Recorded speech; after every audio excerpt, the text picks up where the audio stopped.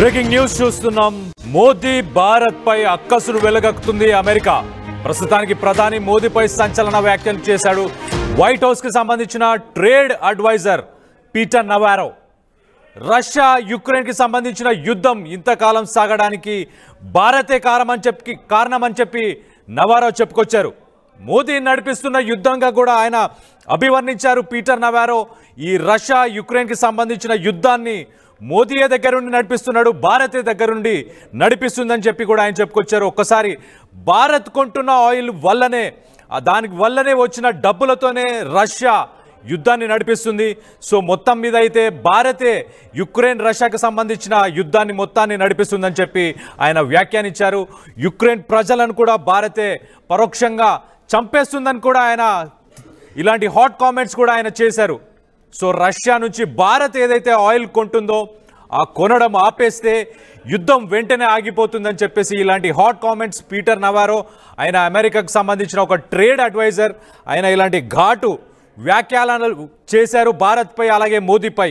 ఇంకో పక్కన మనం చూసుకుంటే external affairs minister S Jaishankar వీటన్నిటిని తోసిపుచ్చారు. ఒకప్పుడు ఇంటర్నేషనల్ మార్కెట్స్ అన్ని స్టేబుల్గా ఉండడానికి భారత్ రష్యా నుంచి ఆయిల్ కొనాలి అని చెప్పేసి అమెరికానే చెప్పుకొచ్చింది. ఇప్పుడు దాన్ని వాళ్ళు వ్యతిరేకిస్తున్నారు. ఇప్పుడు దాన్ని ఇంకో కోణంలో, ఇంకో యాంగిల్లో ముందుకు తీసుకెళ్లే ప్రయత్నం చేస్తున్నారని చెప్పి external affairs minister S Jaishankar కూడా చెప్పుకొచ్చారు. ఒక పక్కన మనం చూస్తే కనుక నవారో ఎప్పటికప్పుడు మన మీద ఇలాంటి హాట్ కామెంట్స్ చేస్తూనే వచ్చాడు. India is funding Russia's war in Ukraine by buying discontinued oil and reselling refined products globally. అంటే మీరు ఆయిల్ని కొంటున్నారు రష్యా నుంచి, రష్యాకి డబ్బులు ఇస్తున్నారు, at the same time Russia నుంచి ఏదైతే ఆయిల్ని కొంటున్నారో దాన్ని మీరు ఓపెన్ మార్కెట్లో అమ్ముకుంటున్నారు. సో ఒక రకంగా ఇది మోడీ వార్, ఇది భారత్ వార్, ఇండియా వార్ అని చెప్పి ఆయన ఘాటు వ్యాఖ్యలు చేశారు. అమెరికాకు సంబంధించిన ట్యాక్స్ పేయర్స్ ఎవరైతే ఉన్నారో వాళ్ళందరూ కష్టపడి సంపాదించిన డబ్బులన్నింటినీ మేము యుక్రెయిన్కి, ఈ వార్ని ఆపడానికి యుక్రెయిన్కి మేము డబ్బులు ఇవ్వాల్సి వస్తుంది, ఇదంతా ఇండియా చేస్తున్న పని అని చెప్పేసి ఆయన వ్యాఖ్యానించారు. ఒక పక్కన మనం చూస్తే కనుక ఆగస్టు 27న 50% టారిఫ్స్ని మార్నింగ్ 9:30 నుంచి అమలు చేశారు. సో 25% టారిఫ్స్ అంతకుముందు వేశారు. ట్రేడ్కి సంబంధించి ఇంబ్యాలెన్స్ ఉంది అని చెప్పుకొచ్చారు దానికి కారణం. దాని తర్వాత మళ్ళీ ఒక 25% టారిఫ్స్ని, ట్యాక్సెస్ని మన మీద వేయడానికి గల కారణం ఏంటి అని అంటే నేషనల్ సెక్యూరిటీ కన్సర్న్స్ అని చెప్పి వాళ్ళు చెప్పుకొస్తున్నారు.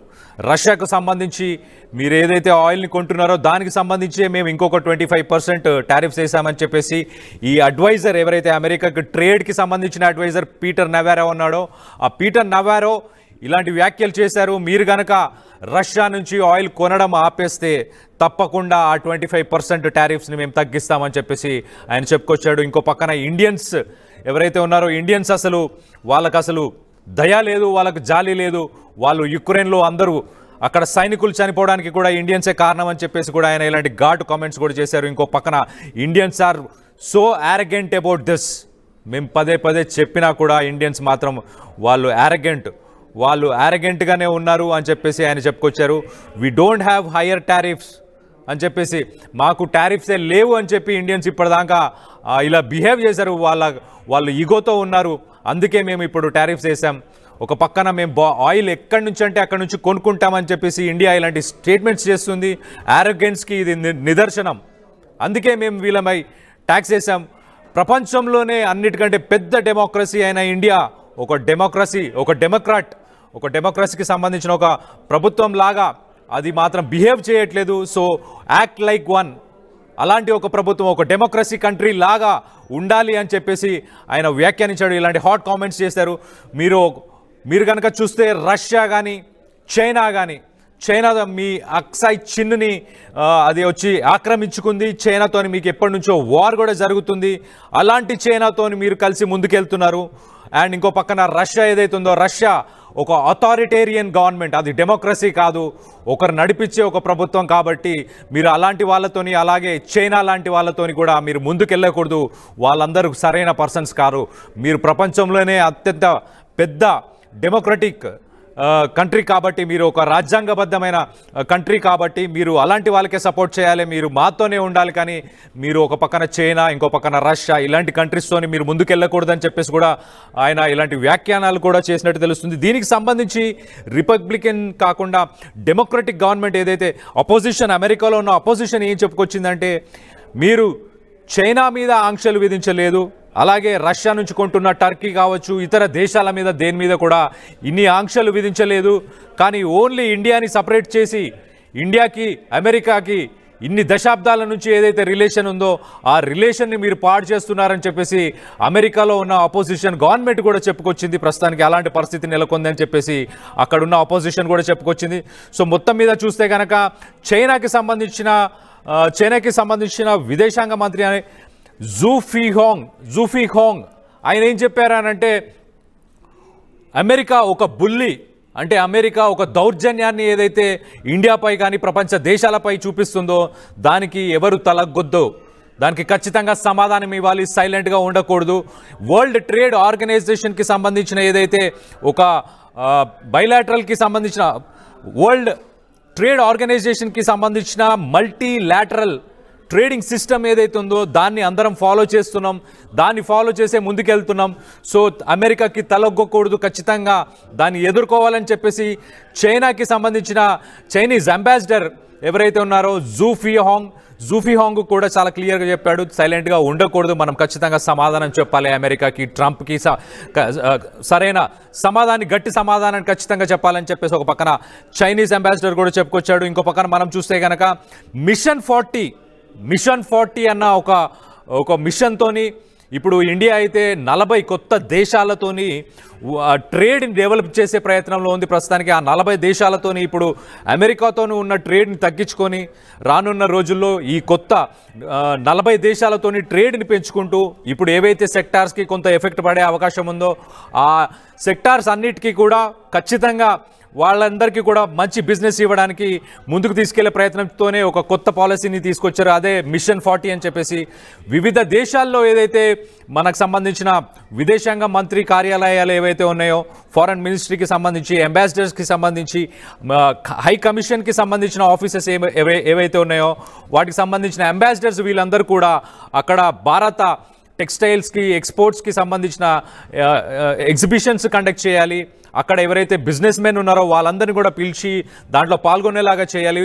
అండ్ మన ఉత్పత్తులని ఏ కంపెనీస్కి పంపించవచ్చు అన్న దాని అదే కోణంలో పనిచేయాలి ఇక రానున్న రోజుల్లో అని చెప్పేసి మోదీ ఒక పాలసీని కూడా తీసుకొచ్చినట్టు తెలుస్తుంది. భారత్ కొత్త పాలసీని కూడా తీసుకొచ్చింది. భారత్ ప్రస్తుతానికైతే మిషన్ 40 అనే ఒక పాలసీతో ముందుకెళ్దాం, ఈ అమెరికా మీద డిపెండ్ అవ్వకుండా రానున్న రోజుల్లో ఇప్పుడు షార్ట్ టర్మ్గా కొద్దిగా నష్టపోయినా కానీ లాంగ్ టర్మ్లో అమెరికా కానీ ఇంకా ఏ దేశాల మీద కూడా మనం పూర్తిగా డిపెండ్ అవ్వకుండా ఉండడానికి ఒక పాలసీ మేకింగ్ కూడా చేస్తున్నట్టు మనకు చాలా క్లియర్గా తెలుస్తుంది. మొత్తం మీద అయితే పీటర్ నవారో ఎవరైతే ఉన్నారో, పీటర్ నవారో అమెరికాకు సంబంధించిన ట్రేడ్ అడ్వైజర్, ఆయన చేసిన ఘాటు వ్యాఖ్యలు ఏవైతే ఉన్నాయో, అమెరికా అంటే ఇండియా ఒక డెమోక్రటిక్ కంట్రీ, ప్రపంచంలోనే అన్నిటికంటే పెద్ద డెమోక్రటిక్ కంట్రీ కాబట్టి అలా బిహేవ్ చేయాలి, అలా చేయకుండా మీరు ఒక పక్కన అథారిటేరియన్స్ అంటే డిక్టేటర్స్ లాంటి రష్యాకు సంబంధించిన పుతిన్ని కావచ్చు, అలాగే చైనాతో మీకు ఆల్రెడీ సత్సంబంధాలు సరిగ్గా లేవు, ఎప్పటి నుంచో మీరు చైనా వార్కి వెళ్తూనే ఉన్నారు, చైనా మీ అక్సై చిన్నుని కూడా అది ఆక్రమించేసింది, అలాంటి చైనాతో మీరెందుకు సత్సంబంధాలు ముందుకు తీసుకెళ్తున్నారు అని చెప్పేసి కూడా ఆయన ఘాటు వ్యాఖ్యలు చేశారు. సో మీరు రష్యా నుంచి కనుక ఆయిల్ కొనడం ఆపేస్తే ఆ 25% ఏదైతే టారిఫ్స్ మళ్ళీ వేశారో ఆ టారిఫ్స్ని కూడా తీసేసే ప్రయత్నం మేము చేస్తామని కూడా చెప్పుకొచ్చారు. సో ప్రస్తుతానికైతే ఇంబ్యాలెన్స్ ఉంది. రష్యా యుక్రెయిన్ వార్లో రష్యాకి డబ్బులను ఇచ్చి దగ్గరుండి యుక్రెయిన్కి సంబంధించిన పౌరులని అక్కడ సోల్జర్స్ని వీళ్ళందరినీ చంపడానికి పరోక్షంగా ఒక రకంగా ఇండియానే కారణం అని చెప్పుకొచ్చారు. దీనికి సంబంధించి అసలు పీటర్ నవారో ఏం మాట్లాడారో ఆయన మాటల్లోనే ఒకసారి వినే ప్రయత్నం చేద్దాం. You see, what Peter Navarro overall is doing is he's shifting blame. The real blame of the war, did India start the war? Is India in Europe, which is a proxy war? The war was started because of the way the Americans and Europeans in so many years have pushed NATO to Russia's borders, and Russia's been begging them for years that don't do it. And finally, they ran out of patience, and especially because Russian ethnic minorities were being in a civil war and killed in Ukraine. So there are different reasons for the war. So to say it's Modi's war, it's India's war, it's shifting the blame because first, so why are they shifting the blame? First, they said it is Biden's war, so it shifted the blame there. Then they said we're going to have peace. Their peace talks have not succeeded because they're not willing to compromise. They're backing Ukraine's position, not understanding the root causes of Russia. So the third blame, India's war. So they have to satisfy their own domestic constituency of why this war, and they're losing the war, so they don't want to hold that loss in their hands. You see, what Peter Navarro geopolitical అనలిస్టులు ఏం చెప్పుకొస్తున్నారంటే ఒక blame గేమ్ని ఆడుతుంది ప్రస్తుతానికైతే America.